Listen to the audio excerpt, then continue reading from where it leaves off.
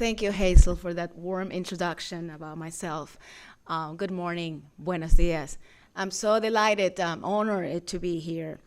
First, let me say that for me, standing here today for Sumak Kawsay, Visions for Achieving Environmental and Social Justice in Ecuador and the U.S. Colloquium. This is an issue to which my government and all of the people of Ecuador are passionately committed. In particular, I must thank Yale's Initiative on Race, Gender, and Globalization, the Department of African American Studies, the Council on Latin American and Iberian Studies, the Program on Ethnicity, Race, and Migration, and the Initiative on Labor and Culture for sponsoring today's colloquium. It is a great privilege for me to be here at Yale, a university that is held in such a high esteem for its rich history of academic excellence all over the world, especially in Ecuador. And we just don't admire Yale for across the equator. Our government has created, and we have here the minister who is in charge of that great initiative, our excellence program of universities, which has provided nearly 7,000 Ecuadorians with full scholarships to attend the world's best universities, including Yale. This type of people-to-people exchange at universities across the US are the real basis for diplomacy. Diplomacy is too important to be left only to professional diplomats. Real understanding and cooperation happens when citizens, students, and civil society leaders come together, as you are here today, to discuss, explore, and debate vital topics that affect us all. Today, we are here to discuss one such issue, environmental and social justice. Indeed, this issue is important to the whole world, and the whole world can benefit from the cooperation between our two countries. I have described environmental and social justice as one issue, one idea, because I truly believe they are intertwined. What we need is an all-encompassing vision of justice that is inclusive of minorities and the most vulnerable members of our societies, who often lack the resources to make their voices heard and be taken seriously by the status quo of our societies. We must also understand that protecting our environment plays an equally important role in this vision. In Ecuador, we have this all-encompassing vision of justice and are implementing it as the basis of our government's agenda. It is the vision of the Quechua people of the Andes, who call it Sumak Kawsay, or Buen Vivir in Spanish. Buen Vivir translates directly in English to good living. But this translation, I believe, does not fully capture its meaning.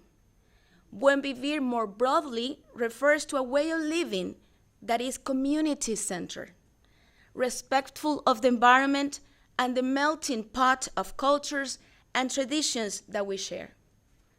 It is based on a deep belief that is the responsibility of each individual to promote and to protect the health of the overall community. All who live in a community, such as a nation, assume their full responsibility and reap its many benefits. The closest English expression that I have found to capture Buen Vivir's sense of co-responsibility is, it takes a village to raise a child. Buen Vivir is not merely a catchy Ecuadorian slogan or a vague ideal. Far from it, Buen Vivir is a very detailed strategy and plan codified in Ecuador National's Constitution. Buen Vivir is a set of rights conveyed to human beings as well as nature because they're intrinsically linked. Traditional separations of the needs of our citizens and nature don't make sense because we can't separate ourselves from nature. It is literally the air we breathe, the ground that produces our food, the water that we must take, the water we must have for life, and the sources of energy that drives our societies. Buen Vivir seeks to break down the somewhat unnatural barrier that society has constructed between nature and citizens. I think this is an area where the United States could look to Ecuador as an example. Here in the US, one of the most controversial political topics is environmental protection. One activist environmental regulation is look at one another as business persons that kneel for economic growth. In Ecuador, there's proof that it doesn't have to be that way. Our environment, it is a treasure that belongs to rich and poor, well-connected and not equally connected. When Vivir breaks from the purely political approach and turns environmental protection from an either-or proposition to a fundamental commitment not to only protecting the environment, but to raising the quality of life of all who inhabit this space. At the same time, as the U.S. struggles to come to a resolution on immigration reform, the ideals of social justice and buen vivir can be an important part of that debate. Ecuador believes the equal inclusion of all members of a community help improve the overall well-being of that community. And free mobilization is a key aspect of what we believe. So how did Buen Vivir come to be? Well, it began with the 2008 revision of our Constitution, which made Ecuador the first country in the world to codify the rights of nature. Article 10 and 71 through 74 recognize the unalienable rights of ecosystems to exist and flourish, give citizens the authority to petition on the behalf of the ecosystem, and require the government to remedy violations of these rights. So why did Ecuador take this step? The decision was rooted in our reaction to a combination of political, economic, and social phenomena. Ecuador has seen firsthand how foreign multinationals, oil companies, have exploited and destroyed our environment and harmed our communities. And we have seen how an extraction-based economy failed to properly benefit the vast majority of our citizens, many of whom were left in poverty. This sparked a demand for new approaches to economic and social development and resulted in 2007 of the election of President Correa based on the popular vision of Buen Vivir, which was incorporated in Ecuador's new constitution. We knew, for instance, that our country could not prosper unless we address the need of our indigenous people, which make up around 10% of our country population. We face a situation where taking advantage of a significant national income stream, all revenues deeply and almost exclusively affected our indigenous population because responsible or irresponsible extraction could mean life or death for these citizens. We further recognize that irresponsible oil exploitation will have a devastating effect for the entire planet, which will be deprived of one of the most biodiverse areas in the planet, Ecuador's Amazon rainforest. 2008 was also a year of first for Ecuador because we became the first country to examine the legitimacy and structure of its foreign debt. An independent debt audit commissioned by the government of Ecuador documented hundreds of allegations of irregularity and legitimacy in contracts of debts of predatory international lenders. Beginning in the 1970s, Ecuador fell victim to unscrupulous international lending, which encouraged borrowing at low interest rate. In just over 30 years, the country's debt rose from $1.1 billion in 1970 to over $14.2 billion in 2006, a 12-fold increase, due in large part to interest rate that rose at the discretion of U.S. banks and Federal Reserve, from 6% in 1979 to 21% in 1981. This reexamination of international practices and our domestic priority is already bearing the fruits of progress. Ecuador has risen significantly in international rankings for improvement in efficiency, technology, preparation, innovation, and macroeconomic stability. For example, according to the World Economic Forum from 2011 to 2012, Ecuador rose 14 places in the ranking of the Global Competitiveness Index. As part of the WMBB policies, Ecuador has dramatically increased investment in health and education, lowered real estate lending interest rate, and providing housing to 2 million people through the Human Development Grant, funded primarily through a reform of our tax system without increasing the tax rate, but cutting the loopholes that will let us to do a more efficient tax collection. It might resonate to a discussion that you have nowadays in the United States. Allow me to explain how we reform our tax system in harmony with the principles of Buen Vivir.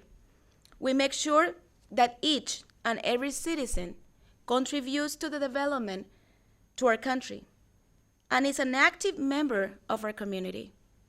This provides a sense that we are on this together, that all of us are part of a social contract that will allow us to find solutions to collective problems.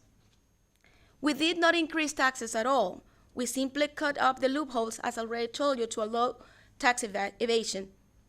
Thanks to this effort, tax collection in my country, I'm really proud to say, had increased 5% of GDP, and the country is much less dependent on oil revenues. According to Ecuador's National Institute of Statistics, the poverty rate decreased from 37% of the population in 2007 to 27% in 2012. Unemployment now hovers around just 5%. We're starting to see the fruits of this approach, such as the major gains in access to education at all levels, including access to post-secondary education for our indigenous people, which has more than doubled from 6.5% to 14%. One of the most important measures for us in Ecuador is the reduction of inequality. We strongly believe that inequality is a barrier to growth at the end, and it's really a source of leaving thousands and thousands of people behind. And we have made a lot of advances. We're the Latin American country with the largest advances in declining inequality, and we're very proud of that. And we judge about how we're doing in our economy, not by, the common indicators of economic growth, GNP growth, all that kind of things. We do, of course, take care of those indexes as well. But something that really made us proud is, how well we have been doing in equality, and also how well is the poorest doing in access to education? How is the poorest doing with access to health? How is the poorest doing with access to tertiary education? And we can prove to you that, we perform the best. And that's why Ecuador is among one of the third countries in the world, according to United Nations, with more advancements in the Human Development Index for any country of our actual development. And I think it's where you can see that we are reaping. We're far from reaching what we're aiming for. That's definitely true because we aim high. But I can tell you that these indicators prove that we are in the right path to achieving that social justice for our people. So what is the lesson that we have learned? Actually, I think it's quite simple. Real justice depends on political power devoted to that, and in committed political power, and having the structure of the state that really serves people. And I'm telling you, and I will let you hear with a huge challenge now that you are going to discuss all these issues. And I think the challenge that Ecuador faces now is institutionality, how we maintain these efforts, how we bring society more in, how we manage not to be this process owned by people that we are currently in power. How do you keep these ideas going and evolving? How you have a state that keeps devoted to their citizens and do in a very, very efficient way. So also we have so many questions. I think we have accomplished a vision that also I think is a national vision, but also we had also so many questions and so many challenges to share with you and to try to start a conversation about those challenges. I don't come from a political background. I never won an election. I come from a policymaking side. And I'm doing this job as a diplomat the best that I can. But I would rather to be in a classroom trying to also answer these questions. So I'm really delighted to give me the opportunity to be here with you today and be part of this classroom where we're looking forward to discuss all these questions that we also have. Thank you very much.